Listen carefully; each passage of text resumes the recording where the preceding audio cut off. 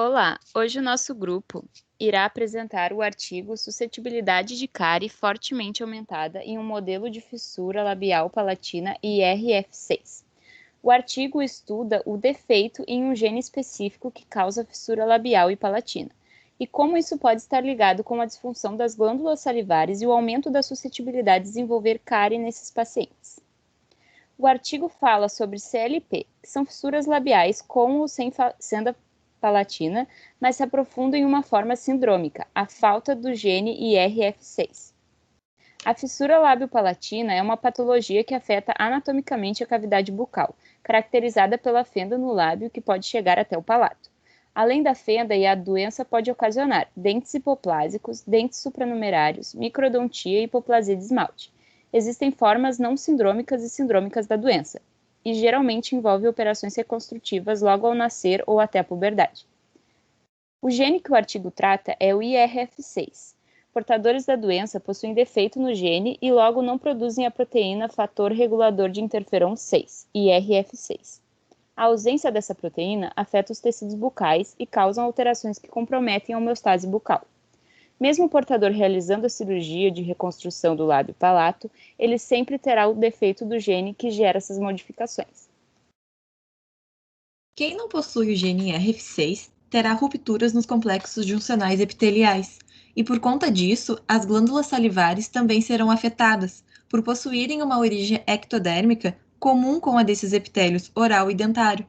As modificações na homeostase bucal pela deficiência desse gene resultam em uma acidez na mucosa, proliferação de colonização bacteriana, redução do fluxo salivar e capacidade de tampão, e na diminuição de citocinas como a CCL27, que são importantes para a regulação da imunidade oral.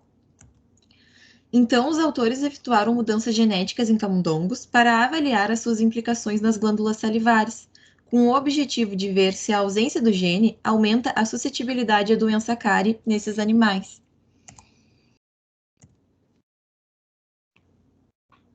Para esse estudo, o gene IRF6 de alguns camundongos foi modificado, sendo que aqui existem 3 tipos de animais. O nocaute, que vai ser chamado de CKO ao longo da apresentação, teve os 2 alelos do gene deletados, fazendo assim com que não haja o funcionamento desse gene.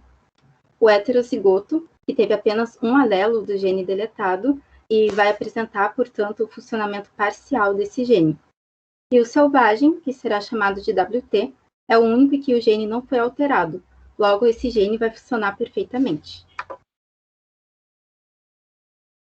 Na parte da histologia e imunistoquímica, as glândulas salivares dos camundongos foram coletadas e lâminas histológicas foram feitas para avaliar a formação da glândula, ácinos ductos e o conteúdo que as células estavam produzindo.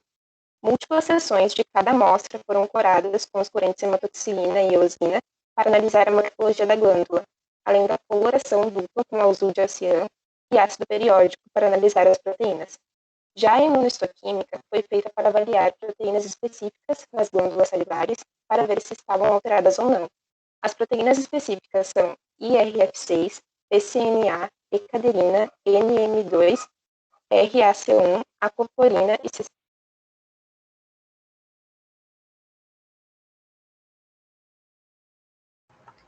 Para a coleta de saliva estimulada e os testes de função da glândula salivar, os camundongos foram anestesiados para que a secreção salivar fosse estimulada com pilocarpina e depois coletada por 5 minutos. E a partir dessa coleta foram medidos a capacidade tamponante da saliva e o pH salivar.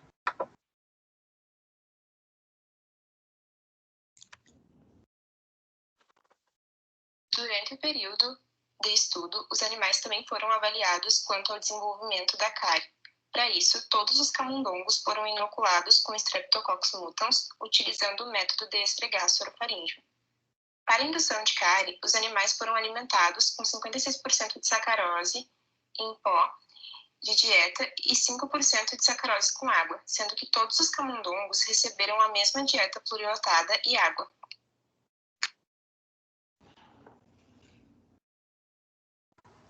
Os camundongos foram acompanhados por 8 semanas, e no término desse período a saliva foi coletada e os animais sacrificados, e em seguida 120 dentes dos animais de cada grupo foram submetidos ao método de pontuação de cárie e à análise de microtomografia computadorizada. Aqui na figura, podemos ver que o 0 é para o dente rígido e os maiores índices são para os dentes que foram mais afetados. As pontuações obtidas foram combinadas para cada dente e foi calculada uma pontuação média para cada animal. A microbiota total e os streptococcus orais foram determinados também para cada um.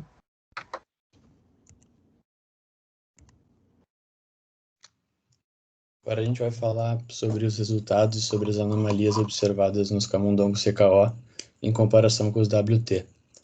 A primeira delas, como mostra na figura 1, é uma alteração significativa da glândula salivar causada pela falta de IRF6. Visualmente, a glândula dos camundongos CKO aparenta maior e mais larga do que nos camundongos WT, e o peso médio por grama corporal também aumenta significativamente. Na imagem histológica aqui embaixo, a gente consegue observar que a glândula salivar dos camundongos CKO apresenta ductos esparsos e consideravelmente bloqueados, o epitélio glandular desorganizado e os ácidos serosos e mucosos atrofiados e rodeados por um tecido conjuntivo denso, essa área mais clara da imagem histológica. O aumento do peso da glândula pode ser explicado justamente por esse tecido conjuntivo mais denso e vasto que o normal.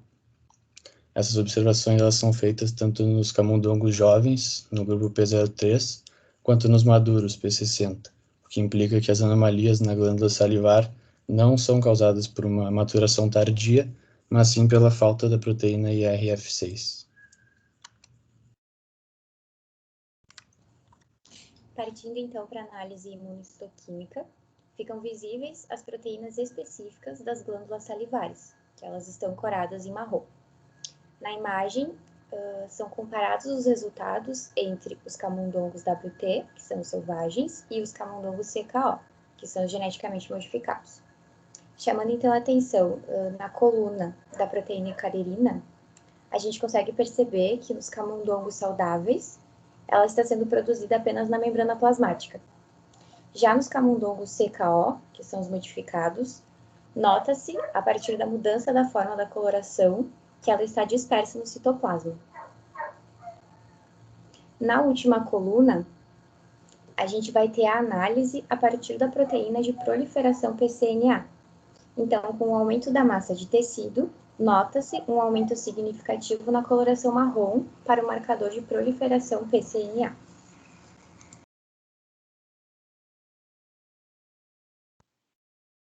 Até então, os resultados mostraram que há alteração na anatomia e na histologia das glândulas salivares. E agora os autores mostram que há também alteração do funcionamento da glândula salivar nos camundongos CKO. A primeira coluna dessa figura, ali onde diz paz Austian, mostra a alteração do muco secretado entre as glândulas. Podemos ver que enquanto os camundongos selvagens secretam um muco neutro, corado em roxo, os camundongos CKO secretam um muco bem mais ácido, corado em azul. A segunda coluna da figura mostra a comparação dos canais de aquaporina 5 nas glândulas salivares. A aquaporina 5 é uma proteína de canais de água que desempenha um papel importante na formação da saliva. Nos camundongos CKO, essa proteína encontra-se nitidamente em menor quantidade, vista pela falta de coloração marrom. A última coluna mostra a diminuição da proteína CCL27 no animal CKO. A presença dessa proteína indica a atividade do plasmócito na produção de anticorpos. Por isso, dizemos que a CCL27 atua como um importante agente microbiano quando incorporado na saliva. Quando olhamos para a glândula CKO, vemos que a citosina não está corada em marrom, o que indica que provavelmente a produção de anticorpos está afetada. Seguindo analisando a alteração da glândula salivar, a segunda parte da figura 3 do artigo mostra a alteração do fluxo salivar e a alteração da capacidade tampão entre os camundongos. Em azul, está representado o camundongo WT. Em verde, o camundongo heterozigoto. E em vermelho, o camundongo CKO.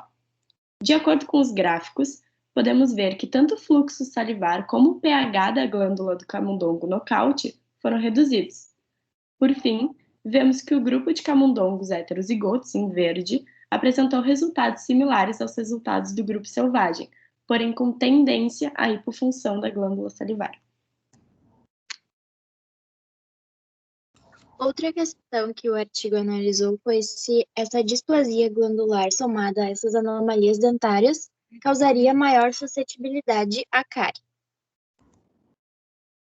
Aqui, então, nós temos uma tabela que relaciona o número de dentes presentes com cárie dentária em diferentes superfícies e, do outro lado, relacionando com a gravidade. Foram analisados, então, 120 dentes de cada grupo e os animais do grupo WT apresentaram 92,5% dos dentes rígidos, comparando com apenas 6% nos animais CKO. Nesses animais também houve o comprometimento de várias superfícies, sendo que 35,8% dos seus dentes apresentaram o pior grau. Esse aumento maciço de cárie em camundongos CKO também se correlacionou com o aumento da severidade da cárie, com 53% dos seus dentes exibindo cárie dentária que destruiu extensivamente o esmalte e a dentina e atingiu a polpa. Na figura A, então, nós temos imagens clínicas mostrando os molares intactos normais e cáries oclusais leves no tipo WT, ali indicado pela seta, e no tipo heterozigoto. E já no camundongo CKO, na última figura, a seta indica uma lesão cariosa grave. Na figura B, então, temos uma imagem de microtomografia computadorizada, indicando na primeira seta, no camundongo heterozigoto, destruição do tecido dentário, e no camundongo CKO, indicando uma destruição extensa do tecido dentário, indicada ali na seta, e no asterisco podemos observar a reabsorção ósseo-alveolar da mandíbula, que foi observada apenas no camundongo CKO. Aqui nós temos gráficos da combinação no sistema de pontuação de cárie, sendo a cor vermelha para o CKO e azul para o WT. Então, a pontuação para o camundongo CKO foi 35 vezes maior do que o WT, e as cargas aumentadas de bactérias totais e streptococcus do grupo mutans foram detectados em todos os animais, porém o número total de unidades formadoras de colônia de streptococcus do grupo mutans foi significativamente maior nos camundongos CKO. Partindo então para a parte de discussão, estudos prévios indicam que há maior prevalência de cárie em indivíduos com fissura labiopalatina. Isso se deve à dificuldade de higiene oral e a uma alimentação prolongada com o uso da mamadeira. Também pode ser por contribuição genética ou ambiental e pelos diferentes tipos de fenda existente. O presente estudo, elaborado na execução do artigo trabalhado, fez uso de ratos consanguíneos deficientes em IRF6, essa que é a genética mais comum para o desenvolvimento de fissura labiopalatina. A utilização desses ratos permitiu ao estudo um controle sobre dieta, ambiente, genética e carga bacteriana oral dos animais estudados.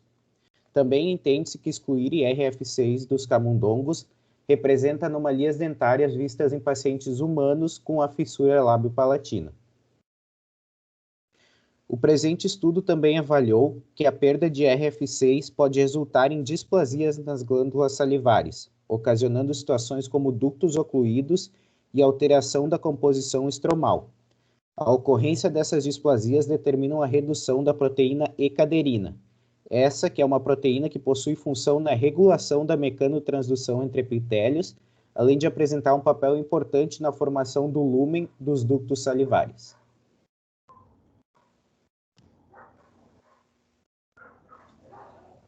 Em geral, ocorre uma relação inversa entre a força de adesão do epitélio e a proliferação. A redução da aquaporina 5 relacionou-se com a redução da taxa de fluxo salivar, a capacidade de tamponamento e as mudanças na composição da mucina. Foi percebido também um aumento da colonização da cavidade oral por bactérias em geral e Streptococcus mutans, em camundongo CKO. Relacionando novamente com outros artigos, os camundongos CKO demonstraram uma severidade ainda não reportada de cárie, muito mais alta do que em camundongos com função defeituosa da glândula salivar, severa hipoplasia do esmalte e ambos os fatores, como é registrado em diversos estudos ao longo dos últimos anos. É fato que em humanos a excreção salivar através das glândulas tem grande influência na saúde oral e na prevalência da cárie. Em estudos prévios, foi observada a concentração e composição salivar como baixas em indivíduos com fissura labial palatina. Não foram investigadas, mas como esses pacientes retêm, pelo menos, alguma função da proteína IRF6, espera-se uma perturbação sutil da função da glândula salivar e da imunidade oral. Conclusão. A ausência do gene IRF6 causou alterações na formação e funcionamento das glândulas salivares, que levou a um quadro de maior suscetibilidade ao desafio cariogênico. Um ponto a refletir sobre o artigo. Os resultados do artigo mostram que a deficiência do gene pode contribuir com a suscetibilidade aumentada à cárie.